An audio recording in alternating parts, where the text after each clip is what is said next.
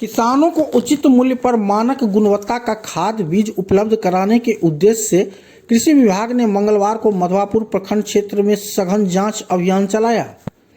बेनीपट्टी के अनुमंडल कृषि पदाधिकारी राम अनुज प्रसाद के नेतृत्व में गठित टीम ने विभिन्न खाद बीज विक्रेताओं के प्रतिष्ठानों का औचक निरीक्षण किया, जिससे अफरा तफरी का माहौल देखा गया।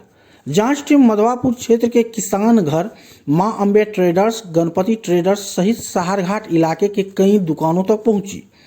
इसी क्रम में अधिकारियों ने दुकानों में उपलब्ध उर्वरक के भंडार का स्टॉक रजिस्टर, बिक्री रजिस्टर, पीओएस मशीन तथा गोदाम में रखे खाद का मिलान किया। इसके साथ ही यूरिया, डीएपी सहित अन्य उर्वरकों के नमूने संग्रहित किए।